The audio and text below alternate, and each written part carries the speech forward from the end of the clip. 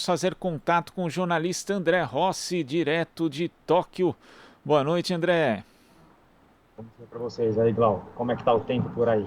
Pois é, aqui está bem frio, pelo menos em São Paulo, com uma chuva que veio aí. Aqui não chega a ser aquela chuva forte, mas aquela chuva consistente, persistente desde ontem à noite, o que piora, né? Essa sensação térmica. Aí tá calor pelo jeito, né, André?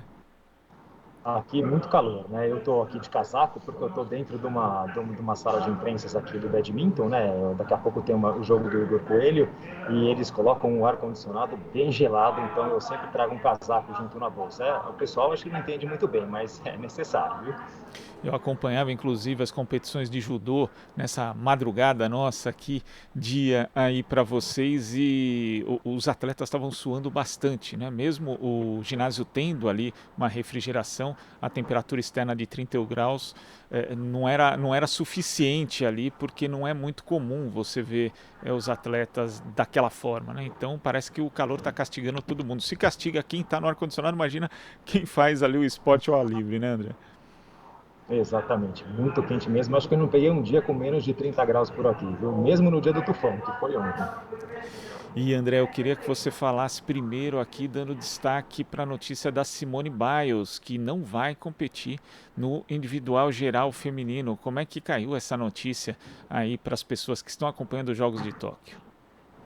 Bom, como uma bomba, né? Nem poderia ser, né? A Simone Biles, que é a grande ginasta do mundo nos últimos anos, talvez uma das maiores da história, ela competindo na final por equipes ontem, saiu mancando, saiu machucada, todo mundo ficou, né, em polvorosa, esperando para ver o que ia acontecer, e de fato ela hoje foi confirmado que ela está fora da final do individual geral, né? Então seria praticamente uma medalha garantida para os Estados Unidos, um ouro que ninguém discutia, agora ficou em aberto, né? Ninguém sabe bem o que vai acontecer na competição do individual geral. A competição do individual geral é que quando os atletas participam de todos os aparelhos, né? E uma somatória final das notas de todos os aparelhos gera campeão. E nessa pode sobrar aí para nossa brasileira, né? Para nossa Rebeca Andrade, porque ela foi a segunda melhor nota na fase classificatória. São 24 atletas que passam. Ela passou com a segunda maior, a primeira, claro, foi a Simone Biles, e agora então são 23 na final, e a melhor nota da final, ou a melhor nota de quem se classificou para a final é a da brasileira Rebeca Andrade. Vamos esperar, vamos ver o que acontece, né? A final é uma coisa diferente, nunca é bom colocar muita pressão na menina, né? Mas quem sabe aí surja uma nova medalha que talvez a gente nem esperasse tanto. Não é bom a pressão justamente tendo em vista o exemplo da Simone Biles, né? Porque a avaliação médica foi feita e ela acabou desistindo por conta de cuidar do seu próprio bem-estar, né? Da sua saúde mental. Nós tivemos a eliminação de um dos símbolos dos Jogos, que é a Naomi Osaka, tenista, que ascendeu a pira olímpica, inclusive ela também havia desistido de Roland Garros, justamente falando que precisava cuidar da sua saúde mental, e agora ela admitiu que não conseguiu lidar com a pressão. Isso é um ponto muito importante, André, porque as pessoas acham que os atletas são super-heróis e não são. São gente de carne e osso, a gente sente pressão todo dia.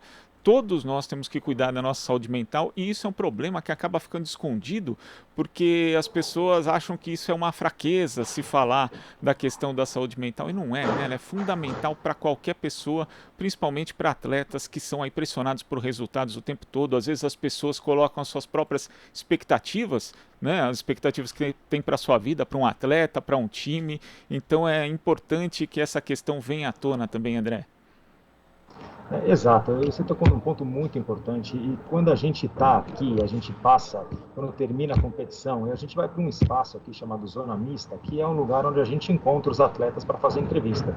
E eles são obrigados a passar por lá. Eu não sei se a palavra certa é obrigados, mas eles passam por lá invariavelmente. É muito raro não passar. O Medina não passou. Mas em geral eles passam. E aí você encontra lá aqueles atletas que você endeusa muitas vezes, você encontra um ser humano mesmo. Hoje mesmo no judô, você citou o judô, né? A gente tinha a Maria Portela, que estava com grandes chances de medalha, ela perdeu na segunda luta, uma luta até meio contestável, dificílima, levou 15 minutos, uma batalha. E ela, na hora que ela estava saindo para conversar com a gente, foi conversar respeitosamente, mas ela estava em prantos, né? Chorando mesmo, não conseguiu parar de chorar um tempo, precisou respirar. Quer dizer, a parte mental realmente é importantíssima, e é o que você falou, eles são pessoas, são seres humanos com muitas dificuldades e que carregam muito peso, né, muitas vezes da família inteira, né, de anos de treinamento, e é tudo decidido ali, em alguns minutos, às vezes até em um erro de arbitragem, num erro cometido, às vezes chega até a ser cruel, viu? Você citou o caso da Maria Portela, que acabou perdendo ali por ter foi a luta mais longa, né? Foram mais de 12 minutos, né? Foi pro Golden Score 15 que acabou. minutos, 15 minutos, foi pro Golden Score 15 que acabou minutos. não existindo no fim das contas, porque ela foi punida com 3 Shidos, que são aquelas punições por falta de combatividade, mas houve um golpe a favor dela ali, que seria classificado como um vazar e que teria, inclusive, lhe dado a vitória, e se a bateria do Gabriel Medina foi contestada, a decisão dela foi muito mais contestada, inclusive judocas, não só brasileiros, né, de fora do Brasil, contestando a decisão ali que acabou tirando a vitória dela. Então foi um negócio. Quando acabou ali, a Maria Portela desabou no choro, foi assim, muito tocante, e você fica imaginando, né, André, quanto tempo a pessoa se preparou para aquilo.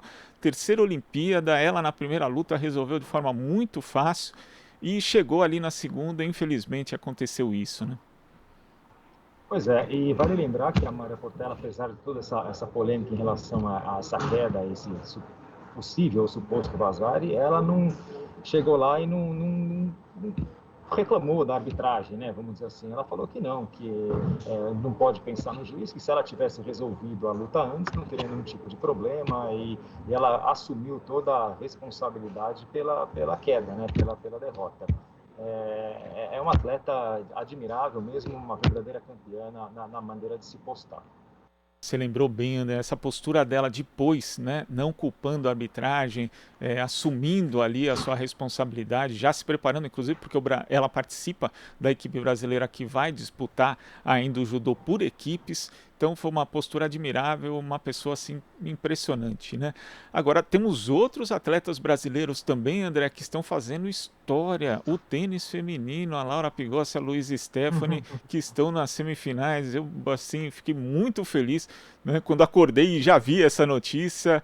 Foi algo impressionante. Conta pra gente o que aconteceu aí, mais esse avanço do tênis feminino brasileiro.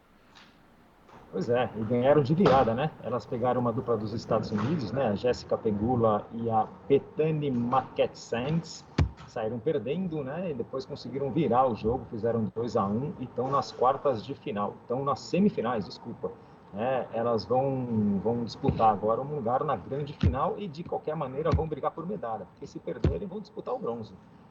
A Laura Pigossi e a Luiz Stephanie são duas atletas que jogam essencialmente duplas, jogam também as simples, mas elas apostam mais nas duplas. E a Luiz Stephanie, que na verdade é a Luiz Stephanie, é a 23ª do mundo no ranking da WTA. Então ela já é uma atleta bem conhecida aí do circuito. Ela joga com uma norte-americana chamada Halle Carter, e elas conseguiram inclusive chegar nas quartas de final do US Open no ano passado, ganharam dois títulos de WTA. É uma atleta já que está crescendo bastante. A Laura Pigossi nem tanto, ela é número 188 do mundo, ela corre um circuito que não é o circuito mais importante, é um circuito do ITF, que tem vários campeonatos para os atletas se manterem ou tentarem crescer pelo mundo inteiro, mas ela juntou com a Luiz Stefani e está fazendo um belo papel aqui nas Olimpíadas. Inclusive, ela está jogando agora com o Marcelo Melo nas duplas mistas contra a dupla do Novak Djokovic. O jogo deve estar começando nesse momento, se é que já não começou. Inclusive eu vi ontem o calendário e essas duas partidas estavam programadas para o mesmo dia. Eu pensei, não é possível, né? É muita. Mas vamos lá, né? Vamos torcer. E lembrando que esse é o melhor resultado do tênis feminino na história das Olimpíadas, também igual ao melhor resultado do tênis brasileiro nas Olimpíadas, já que Fernando Meligeni em 96 ele chegou num quarto lugar. Agora a nossa dupla feminina pode superar esse resultado. Mas temos mais gente fazendo história aí também, André. Bom, temos o Marcos da Almeida, né, o nosso querido Marquinhos no tiro com arco, também ele surpreendeu, ganhou duas, não sei se é bem partida que a gente chama, né, ganhou dois duelos no tiro com arco, um contra o Patrick Houston da Grã-Bretanha e outro contra um holandês chamado Stef van den Berg. E ele também passa a ser o primeiro brasileiro a chegar nas oitavas de final. Agora tem um duelo um pouco mais difícil, né? Vai pegar um italiano Mauro Nespoli, que ele foi ouro em Londres 2012 e foi prata em Pequim 2008. O jogo é na sexta-feira, às 9h30 da noite, pelo horário de Brasília. E o curioso é que o Marquinhos, quando ele fez o ranqueamento, que é aquela primeira fase do campeonato, que não é eliminatório, ele só serve para os atletas para definir a chave eliminatória. Eles fazem uma performance e conforme cada um vai me ranqueando, forma-se as chaves, né? O verdadeiro mata-mata. E ele foi muito mal, ele ficou em 40º, ficou bem chateado, mas ele disse uma frase na hora, ele disse assim: ninguém aqui lembra quem foi o primeiro da classificatória da Rio 2016. E é verdade. Então agora ninguém lembra mais da fase classificatória, ele passou e agora vai disputar as oitavas de final, já fazendo história para o Brasil. Uma bela competição do Marquinhos.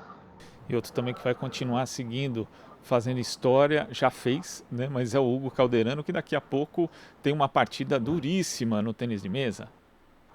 Um jogaço, né? O Hugo Calderano, ele está seguindo o planejamento dele era ranquear, a gente falou disso esses dias aqui, né? Era ranquear entre os 4 melhores para conseguir uma chave onde ele não pegasse nenhum chinês pelo caminho. Tá dando certo. E agora vem o último passo, né? Ele vai enfrentar a partir das 9 horas aqui um alemão chamado Dmitry Otstarov. E ontem, né, ele conseguiu uma vitória espetacular sobre o coreano Yang Eugene, que é um coreano muito difícil de bater, um sul-coreano muito difícil de bater. Ele estava perdendo por 3-2 e conseguiu uma virada em 2 últimos games ali praticamente perfeitos e passou. Está agora nas quartas de final e agora vai enfrentar esse alemão para ver se passa. Se passar, vai pegar o Malong, que é um chinês, chamado Dragão Gordo, bicampeão olímpico, campeão mundial muitas vezes. Vai ser uma batalha bem difícil para ele, mas quem sabe, né? De qualquer maneira, se ele passar, né? Agora o jogo começa às 9 horas, se ele passar, ele já estará nas semifinais e vai brigar por medalha também. Torcendo muito pro Calderano, torço muito por ele, eu gosto muito dele, admiro demais a história dele. Ele é um fenômeno de mente, ele gosta muito de cubo mágico, por exemplo, ele é daqueles que vira o cubo em 10 segundos, 20 segundos, ele sabe todas as capitais do mundo, sabe bandeira, fala um monte de língua, é um pequeno gênio e decidiu canalizar essa genialidade no tênis de mesa. Ele que tentou jogar vôlei também quando era mais novo, ele é alto e na hora do vamos ver, entre as duas opções foi pro tênis de mesa, acho que ele acertou, viu? É curioso, né? Isso, às vezes a pessoa começa numa modalidade e vai para outra. Ontem via também a participação da Fabiana Silva no badminton, ela que começou na vela, no projeto Grael, inclusive, do Las Grael. Um dia ali um dos instrutores chegou com o badminton, né, que é a popular peteca, né? Chegou, ela gostou do esporte, acabou mudando de modalidade e aí tá na Olimpíada, né? Foi reserva em 2016, veio para a Olimpíada de Tóquio também, acho que tem um futuro bom nessa modalidade. Agora, outro esporte também que tem histórias magníficas sempre é o boxe, né? E temos boas notícias aí do boxe nesse dia, André? As notícias. Temos o Keno Marley. O Keno Marley, que é um garoto, né? Ele é muito novinho, ele foi campeão dos Jogos Olímpicos da Juventude em 2018, outro dia. Né? Foi vice-campeão pan-americano em Lima em 2019 e ganhou a primeira dele. Ganhou a primeira, está nas quartas de final. E é uma grande aposta do boxe brasileiro, do boxe olímpico brasileiro para Paris 2024. Ele é realmente bem novo. Só que ele está indo bem. O pessoal acredita que ele possa causar algum estrago por aqui também. Né? O boxe, o pessoal acredita mais na Bia Ferreira. A Bia Ferreira é a grande aposta de medalha de ouro do Brasil hoje. Por incrível que pareça, né? Não é futebol, não é nada disso, não é vôlei, não é nada disso. É a Bia Ferreira no boxe feminino. Ela ainda não está competindo, mas ela é praticamente imbatível. Ela tem mais de 130 lutas, 130 vitórias, 5 derrotas. Em 29 competições, ela fez pódio em 28, é atual campeã mundial militar, campeã de Jogos Pan-Americanos, é praticamente imbatível.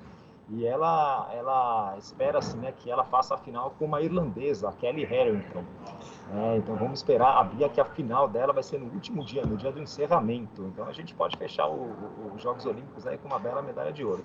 Por enquanto estamos só com o Keno Marley, que está nas quartas de final, e o nome dele de fato tem a ver com o Bob Marley, né? O irmão dele gosta muito, né, do astro do reggae jamaicano, ele também fala que gosta, e por conta disso, o nome dele na verdade é Keno Machado, mas ele adotou o nome Keno Marley. Eu particularmente gosto muito de reggae também, sou fã do Bob Marley, então é mais um motivo para gostar do Keno, viu?